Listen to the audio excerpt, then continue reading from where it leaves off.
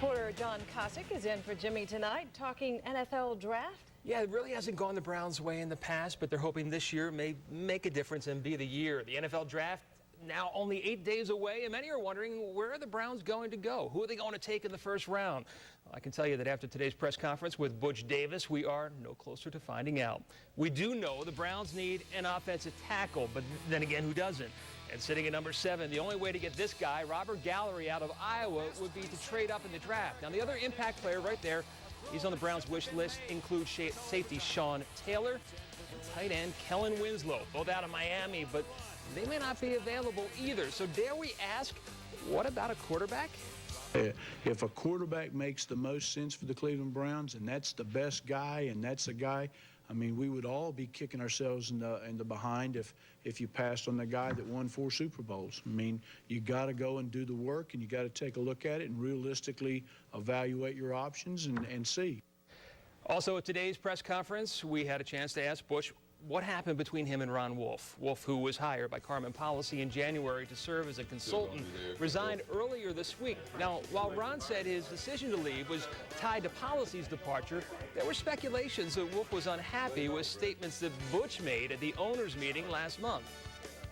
I'm the first to admit that at times, you know, I've got some regrets for some things that I said. I'm human, just like you know, I make mistakes. I think we both have a very clear understanding of the direction, you know, certainly this organization's going now and of each other. And I think, you know, it is what it is.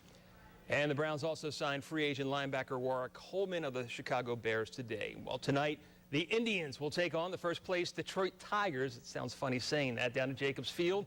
Last night, it was a pitcher's duel. Jason Stanford allowed just 1 run in 6 innings, but Minnesota's Brad Radke, Joe Nathan combined on a 4-hit shutout. As the Indians lost 3-0, they are now 3-7 on this very young season. Well, taking a look at the game line for tonight, the Tigers will send Nate Cornejo to the mound. He's just 1-0 with a 5.14 ERA. CeCe's going to make the Tribe his start. He makes his 3rd start, but really doesn't have anything to show for it this year. In his career, CeCe is 6-2 versus Detroit. Last year, the Indians won 12 of 19 games against the Tigers, and Omar Vizquel is now just 5 hits shy of career hit 2,000. The Red Sox and Yankees resume one of the greatest feuds of all time tonight in Boston on national television. Fresh in a lot of people's minds, that A-Rod deal to New York. Just as the talk stalled, you remember, between the Rangers and the Red Sox, Yankees owner George Steinbrenner opened up his wallet and snatched up A-Rod. And of course, who could forget this? Last year's American League Championship Series, in which Pedro Martinez is seen hit-tossing then Yankee bench coach Don Zimmer. Tonight is the first of 19 meetings between the two teams this year. Their last meeting was 6 months ago. Tonight, that was Game 7 of the ALCS. I thought I had got in and destroyed that video. I hate seeing him doing that. Poor Don. All right, thank you, John. Let's check weather one more time. It's just a beauty. It really is, and I know you like to see the Sunday there because it's the 80s. Yes. And you haven't loved the 80s so much since you graduated from high school.